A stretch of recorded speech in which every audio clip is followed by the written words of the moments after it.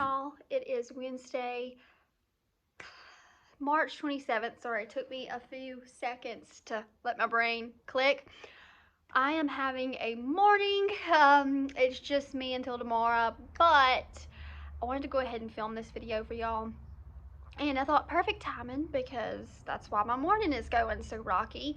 So yeah, I've gotten a lot of questions. Like, I know a lot of y'all have been following me since this journey began with my teeth and health and things like that. But I have gotten a lot of new followers, and so I thought, you know, from the comments of people asking me to explain, I would come on and explain kind of part of my story. Like, I really don't have a story. It just kind of is a genetic thing. But I guess maybe the issues that I'm having leading up to surgery and is like making me regret wanting to go in for surgery. So let's go ahead and jump in. First off, kind of like my dental things. I guess we'll kind of start like way back when I started having issues, like right before. So as a child, I had really messed up teeth. My front teeth, so one stuck out like this, like just front tooth, and you can see right here it's chipped now. So my front tooth stuck out, and then my back tooth, kind of, not the back tooth, the tooth next to it stuck, like, you know what I'm saying, front and back, like it just looked like the splits. So, and I've always had a very small mouth, so when I open it, like, that's all I can do for my mouth because I have TMJ. So right here, my jaws, when I open my mouth, they lock in place. When they're supposed to just slide open and shut, my jaw bones hit each other. So if that makes sense, that makes sense. So I ended up having like one or two teeth pulled, and I got braces put on because my mouth was so small. There was just no way braces were gonna work with all of those teeth. So wore the braces. My bottom ones were on the shortest amount of time. I think my bottom ones were 3 years, and my top ones were 4.5 years that I wore them. And when I got them off, we just saw the damage that they caused. There was just a lot of plaque, a lot of chipping coming from the braces.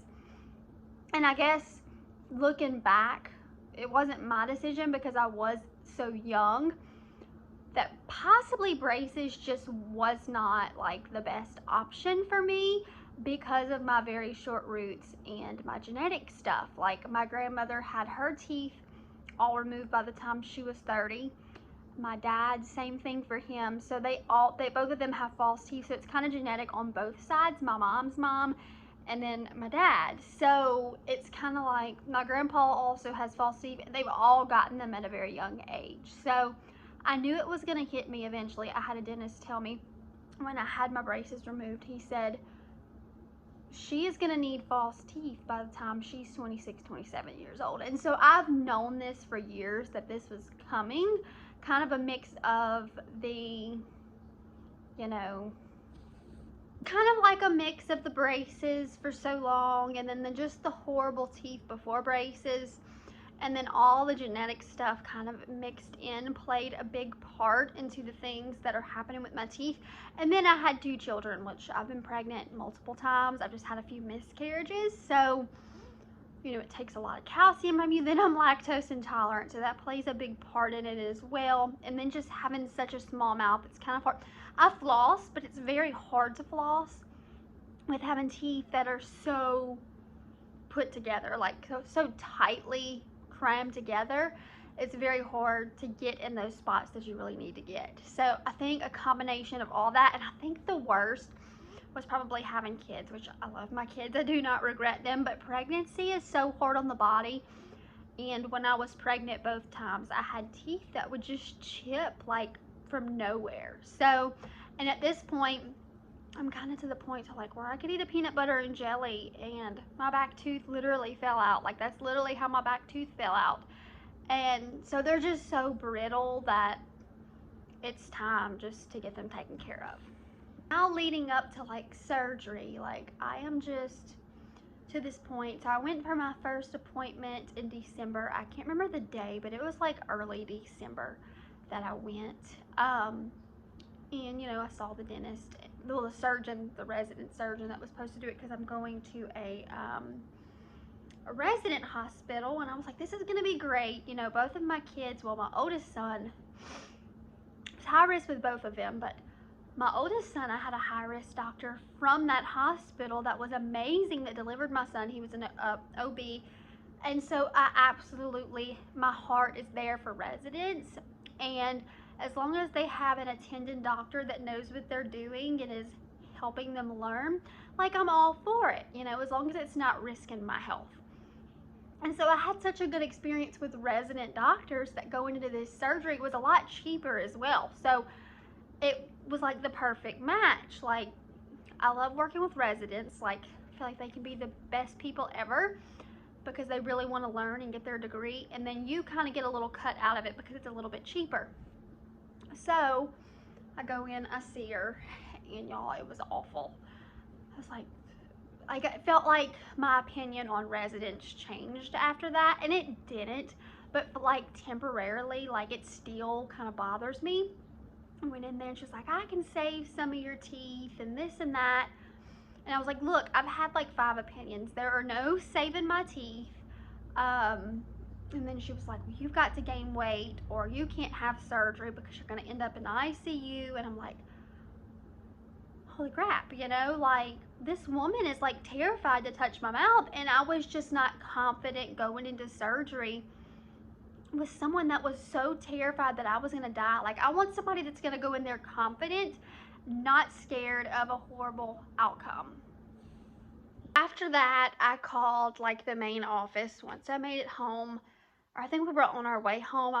My mom had went with me, and so I called and complained about the resident that I had saw, and I was like, look, I just explained what happened, and I just was like, I'm not confident.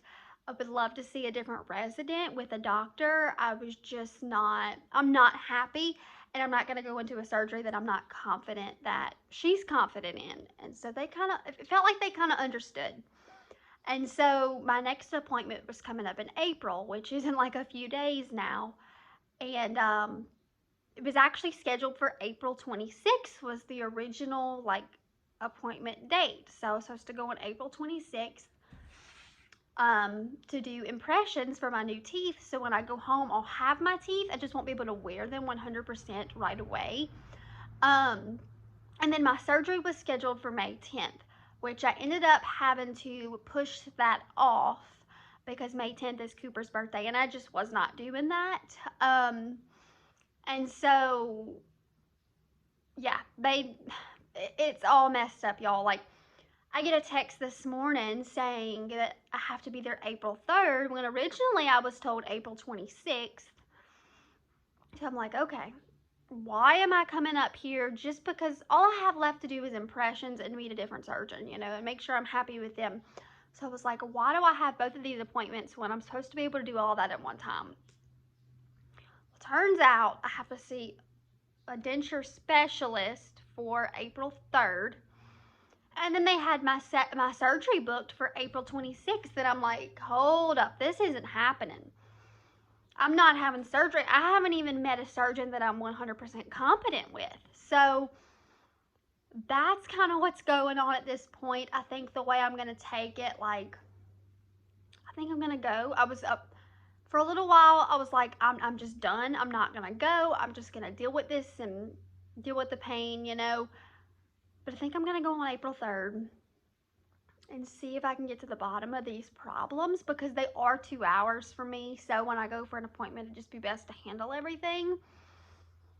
So I'm going to go on April 3rd, see if we can get to the bottom of the communication problem and just all of these things that I'm seeing red flags on. And if I can't get to the bottom of that at that appointment, then I think I'm going to be like pulling myself back and finding a different surgeon and hospital. So hope you guys enjoyed this video. I will send you updates as they come my way, and I'll see you guys in my next video.